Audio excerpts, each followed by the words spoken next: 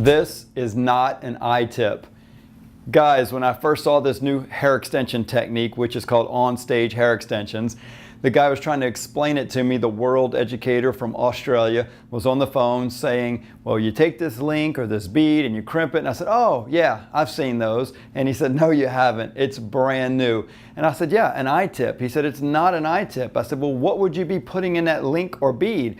He said, only the client's hair. I said, well, where's the extension hair? And so I get that you don't understand it, and that's why I want to show you a little bit closer. It's not an iTip. There are some good iTips, some bad iTips, and I'm not going to be the judger of iTips here. I'm just saying this is better than most iTips, the way it flares out the hair. The hair is literally a ring of hair. The hair is on a ring that floats around the link or bead, as most people call it, and you don't even see the link or bead. Let's go a little closer and see what I'm talking about.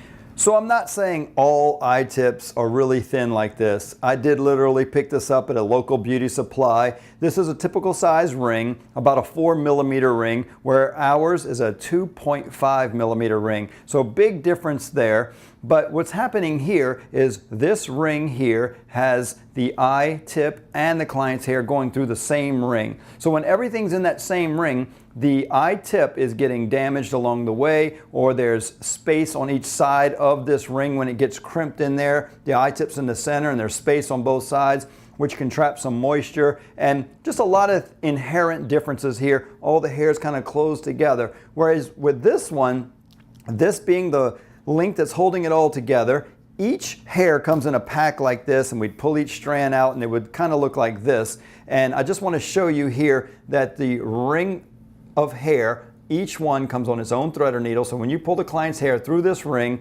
you've got the ring of hair that's getting pulled up over the client's hair, and then the link at the same time. So you're pulling hair through both, and I just wanted to show you, this is just a different color link to match a different color hair, but I think you're going to even understand it even better if I go in a little closer on a mannequin head and kind of show you the difference of the two put on a head. So again, I am not here to knock iTips. I do not do a lot of iTips. I know some people would stick this through a little further, some a little less, but I just wanted to give you a rough idea of how an iTip is going to collapse the hair and be in a small strand unless there's more hair. Even with less hair, the ring of hair just kind of, first of all, floats. It's able to move on top of the link. The link is buried underneath the hair so you don't see it. And I think what I love about these is that it just expands the hair and that the ring is never pressed on or damaged or touched in any way. So when I undo this link here and take it out, this is still in very good shape and can be reused a few times and go right back in with each hair coming on its own thread or needle. Now some of you guys are saying, I still need to see more. So what we did is we put together these packs of hair, and these are sample packs. Do I have them upside down? No, I don't. So what I've got going on here, and I'll just show you kind of one pack really quickly.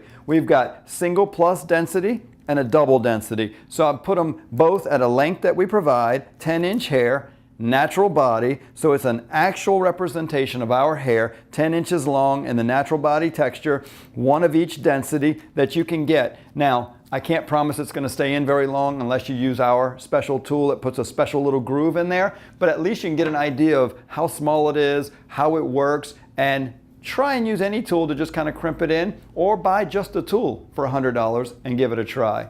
Your choice.